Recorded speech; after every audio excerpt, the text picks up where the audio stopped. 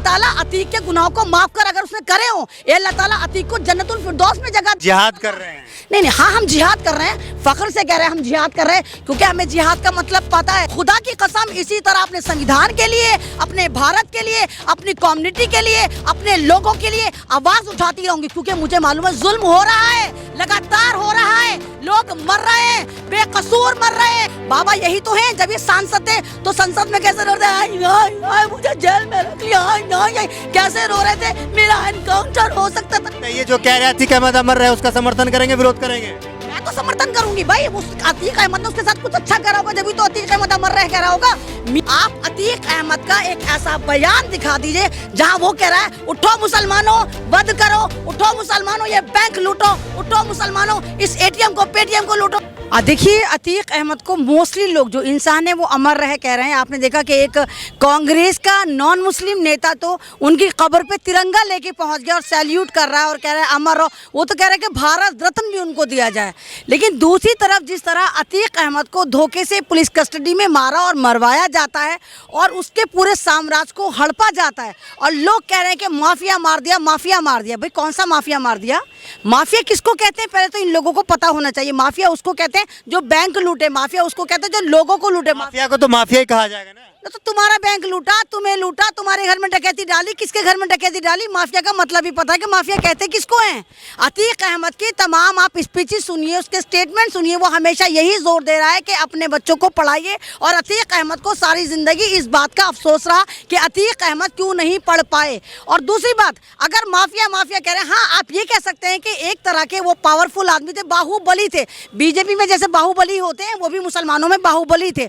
और दूसरी बात ये कि बीजेपी का जो एक नेता है नंद किशोर नंदी, वो बाहुबली यानी अतीक के साथ बिजनेस पार्टनर था, तमाम धंधों में उसके शामिल था। और नंद किशोर नंदी ने ही ये तमाम के तमाम ये पूरा प्लान रचा, उसने ही अतीक को खत्म करने के। इनको अतीक को खत्म नहीं करना था, इनको अतीक का जो साम्राज्य था 14,000 करोड़ का, उसको हड़पना था।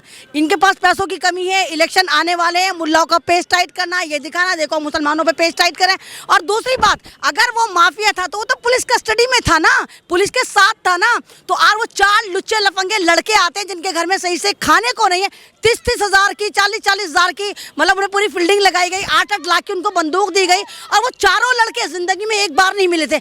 आप सवाल क्यों नहीं करते? आप तो मीडिया वाले, आप भी गोदी मीडिया की तरह हो गए, आप सवाल क्यों नहीं करते? वो 4 लड़के जो थे, जो तमाम के तमाम स्वर्ण जाति से थे, कोई यहाँ का था, कोई वहाँ का था, वो चारों एक ही वक्त में कैसे जमा हो गए? उनको कैसे पता चला कि अतीक अहमद का मेडिकल होने वाला है, इस वक्त होने वाला है, यहाँ पर होने वाला है, मीडिया वहाँ पर होगा, तब होने वाला है? भाई समझो इस बात को, ये पूरा प्री प्लान करा गया। और जिस तरह आप ये देखिए, अतीक की बीवी के पीछे फील्डिंग लगा दी है, अशरफ की बीवी जैनब के पीछे फील्डिंग लगा दी है, तो ये वाली बात पता चलती है कि इस तमाम एनकाउंटर का, इन तमाम जो जितनी भी कार्रवाई है, इसका जिम्मेदार हमारा जो ये खूनी मीडिया है। मैं तो हैरान हूँ, ये जो अंजना ओम कश्यप है, ये अर्नब गोस्वामी है, ये बदतमीज देवगन है, ये अपनी औलादों के सामने जाते कैसे होंगे? इनकी औलादें तो इनको देखते ही बेडरूम में घुस जाती होंगी और पेपर लिख के रख देती होंगी, हमें आपसे डर लगता है कि कहीं आप हमारा ही एनकाउंटर ना करा दें। लेकिन माफियाओं के लिए इतना दर्द क्यों है आपको? माफियाओं के लिए इतना रहम क्यों है? आपको तो खुश होना चाहिए कि उत्तर प्रदेश से जो है माफिया खत्म हो गया है। जी जी, मैंने देखा किस तरह माफिया खत्म हुआ।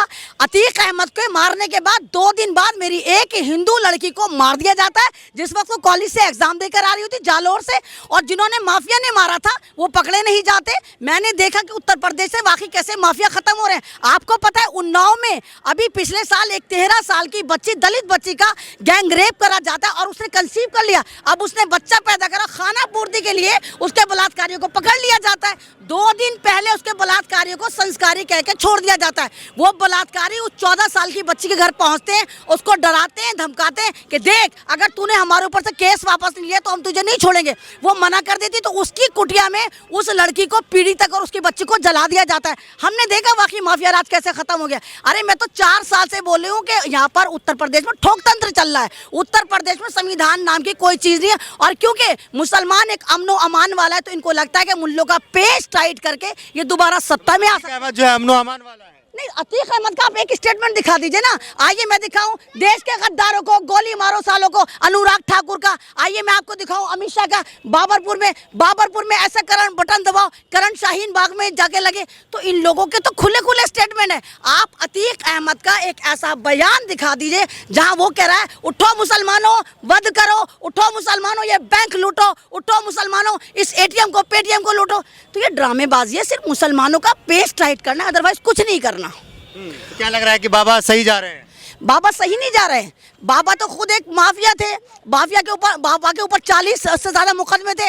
बाबा यही तो हैं। जब ये सांसद थे तो संसद में कैसे रो रहे थे, मुझे जेल में रख लिया, कैसे रो रहे थे, मेरा एनकाउंटर हो सकता था। तो बाबा जिस जमाने में आप रो रहे थे, लड़कियों को शर्मसार कर रहे थे, उस जमाने में सरकार जो दूसरी थी, अपोजिशन की थी, उसने तो आपको नहीं मारा था। जब आप सत्ता में आए, आपने तमाम अपने ऊपर से केस हटा लिए और जितने मुसलमान थे आपने उनके पेज टाइट करने शुरू कर दिए। सवाल तो ये उठता है, अगर अतीक अहमद को आप माफिया कहने, अव्वल बात तो वो माफिया नहीं था, वो एक पावरफुल आदमी था। जो क्या नाम है, बिहार के पटना में जो नारा लगाया जा रहा है कि अतीक अहमद अमर रहे, उसके समर्थन में है। तो आग लगा देंगे, उसको भी मार देंगे, उसका भी एनकाउंटर कर देंगे। मेन बात ये है, अभी आप ये देखिए, बताइए, जो कह रहे हैं अतीक अहमद अमर रहे, उसका समर्थन करेंगे, विरोध करेंगे? मैं तो समर्थन करूंगी भाई। उस अतीक अहमद ने उसके साथ कुछ अच्छा करा होगा, जब तो अतीक अहमद अमर रह कह रहा होगा। मीडिया के अलावा, भाजपाइयों के अलावा अतीक अहमद को मुर्दाबाद कौन कह रहा है? एक बंदा मेरे सामने लाकर खड़ा कर दो आप। अभी आप देखिए कि सन 2002 में जिस तरह गुजरात में दंगे हुए, हजारों मुसलमानों को जिंदा जलाया गया था, नाना कोडवानी और वो बजरंगी जो है उनको बाइज्जत बरी कर दिया गया। मतलब आपके जितने बलात्कारी हैं, आपके जितने कातिल हैं, जितने माफिया हैं, आप उनको खुल्लम खुल्ला समाज में छोड़ें, जाओ अराजकता फैलाओ, और जितने मासूम मजलूम मुसलमान दलित हैं आप उन्हें पकड़ पकड़ के देशद्रोह के मुकदमे लगा के जेल में डाल रहे हो। तो इस तरह नहीं होना चाहिए। आप ही देखिए, जाहिद ये देखो कि पूरी दुनिया में भारत का नाम कितना बदनाम हो रहा है। कोई अतीक को माफिया नहीं कह रहा। इंटरनेशनल मीडिया जाकर देखो, सब जगह ये नाम नहीं हो रहा। भारत जो है अब पूरे विश्व में जो है जनसंख्या के मामले में सबसे अव्वल नंबर पे है। हाँ, जनसंख्या में है ना, को पीछे छोड़ दिया। संख्या में है ना, माफिया में तो नहीं है ना। माफिया में आप ये देखिए कि मैं कह रही हूँ अतीक अहमद के बारे में तमाम इंटरनेशनल मीडिया, तमाम गल्फ ये लिख रहा है कि भारत का सांसद, पूर्व सांसद और 4 बार का विधायक किस तरह पुलिस कस्टडी में मार दिया जाता है। आपको नाकामी नहीं लगती संविधान की? आपको कामयाबी नहीं लगती? अरब मुल्क के कई संसदों में भी जो है आवाज उठाई गई है। हाँ, बहुत बार उठाया, और उन्होंने उसको अतीक अहमद को बाकायदा बाइज्जत तरीके से नाम लिया। अभी आप देखिए, जब आप बलात्कारियों को संस्कारी बना के बताओगे, अभी आप देखिए, आज ही की बात बता रही हूँ मैं, साकेत के लोअर कोर्ट में खुल्लम खुल्ला गोलियां चल रही हैं। एक वकील की ड्रेस में खुल्लम खुल्ला गोलियां चला रहा है और एक महिला इधर से उधर चीखती फिर रही है, बचा लो बचा लो बचा। कोई नहीं बचा रहा। मैं अगर साकेत कोर्ट में अपने के रिलेटेड जाती हूँ, मेरा इतना सा बैग है, 6 बार चेक करती है वहाँ की सिक्योरिटी, और वहाँ पर लोग बंदूक तो तमंचे तो रिवॉल्वर लेकर पहुंच जाते, वहाँ चेकिंग नहीं होती। तो इससे पता चलता है कि आतंकवाद को बढ़ाने के लिए किसकी साठ घाट है, आतंकवाद किसकी उससे बढ़ाया जा रहा है। और जब यही होगा, जब आप बलात्कारियों को संस्कारी बताएंगे, आप मुजरिमों को इज्जतदार बना के पार्लियामेंट में घुसाएंगे, आप तमाम बदमाशों को टिकट देंगे, तो समाज की अराजकता इसी तरह होगी और इसी तरह मासूम मजलूम अवाम जो है डरी रहेगी। अतीक के लिए आवाज उठा रहे हैं, आप भी नारे लगाए होंगे कि अतीक अहमद और अशरफ जो है अमर रहे। मुझे नारे लगाने की जरूरत नहीं। अल्लाह ने मेरी आवाज में इतनी ताकत रखी कि मैं जो बोलती हूँ वो चीज़ वायरल हो जाती है। मुझे पता, मैं सच का साथ दे रही हूँ। और अभी भी मेरे पीछे बहुत सारी एजेंसी, मुझे नहीं मालूम मैं कब उठा ली जाऊँ, मुझे नहीं मालूम मुझे कब जेल की सलाखों के पीछे ये सड़ा दें। लेकिन हाँ, जब तक मैं जेल के बाहर हूँ, खुदा की कसम इसी तरह अपने संविधान के लिए, अपने भारत के लिए, अपनी कम्युनिटी के लिए, अपने लोगों के लिए आवाज उठाती रहूंगी। क्योंकि मुझे मालूम है जुल्म हो रहा है, लगातार हो रहा है, लोग मर रहे हैं, बेकसूर मर रहे हैं। मैं आवाज उठाऊंगी। और इस मुकद्दस महीने में आपने पुलिस कस्टडी में 2 लोगों को मार दिया जो रोजे से थे।